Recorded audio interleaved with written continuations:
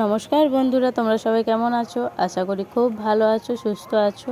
আর আমি ভগবানের কাছে কৃপা করছি যে তোমরা সবাই খুব ভালো থাকো এবং আমিও যেন খুব ভালো থাকি। আর এখন বেরিয়ে পড়েছি অনেক দিন বাদে।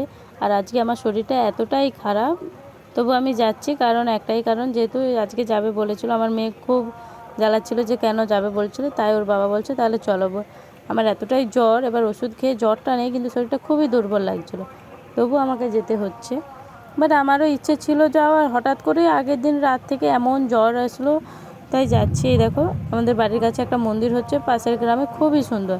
চলে এসেছি এখন মানিকতলায়। এখানে টোটোর অভাব নেই, এত পরিমাণে টোটো, সত্যি টোটো এত বেড়ে গেছে, গাড়ি অ্যাক্সিডেন্ট হয় এই কারণে, এত পরিমাণে এখন টোটো। আর এটা তমলুক জেলখানা মোড়ে চলে এসেছি এখন। আমরা যাচ্ছি আজকে তমলুকে, বলছে একদিন নদীর ধারে নিয়ে। আবার রবিবার দিন এসে সত্যি খুব কাজ খারাপ করেছি রবিবার দিন। আর এসেছি, এত পরিমাণে ভিড়, জানোই তো তমলুকে নদীর ধারে এমনিতে বসার বেঞ্চ খুব কম, নিচে বসতে হোক ঠিক আছে, তাই জন্য রবিবারটা আসা বলছে বেকার এসছি, অন্য দিন এলেই ভালো হতো, কম লোক থাকতো। বাট এই দেখো, এমনিতে দোকানদানি বন্ধ, সব আজকের দিনে ছুটি থাকে না।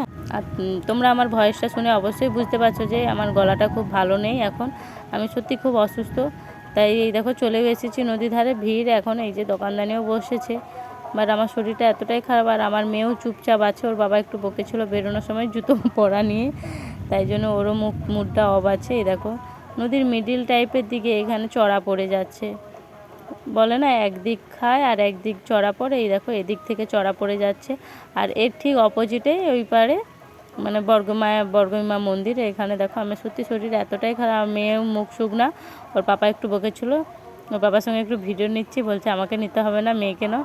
ওর মুখটা দেখো একদম শুকনো, কারণ ওর বাবা বকছিল তো, তাই একটু মুখ রেগে রেগে আছে। এবার ওর পাপা ওকে রাগ ভাঙাবে, এত হাঁচিও হচ্ছিল। এবার আমি বললাম আমার তো নিরাম, যেহেতু কালকে বার করেছিলাম, তাই জন্য এই যে মকা খেয়ে নিচ্ছি আমি, ওরা তার খাবে এটা ওটা, আমি তো খাবো না। এটা গিয়েছিলাম রবিবার দিন, ঠিক আছে। অনেক দোকানদানি, তারপর মিয়মরে চলে এসেছি। নিরামিষি কেক তো ডিম বাদেও কেক পাওয়া যায় না।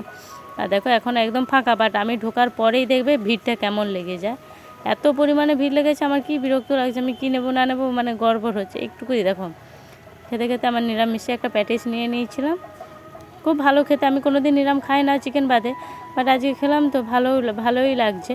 আর কী কী খেলাম, কী কী নিয়ে গেলাম বাড়িতে, ভিডিওটা দেখতে থাকো। সব কিছুটা নেওয়া হয়নি, এত পরিমাণে এরপরে ভিড় লেগে গেছিলো, ঠেলাঠেলি হচ্ছে। আমি বলি বাদ দে, এবার মেয়ের পছন্দ হচ্ছে, ও কী খাবে, ও এখন অবধি দেখছে। আমি বলি আমার খিদে পেয়েছে, তোরা তো নদীর পাড়ে ফুচকা এটা ওটা খেয়েছিস। তারপর চলে এসেছি, ট্রেন্ডসে একটু টুকটাক কেনার ছিল, সেগুলো কিনেছি, ঠিক আছে।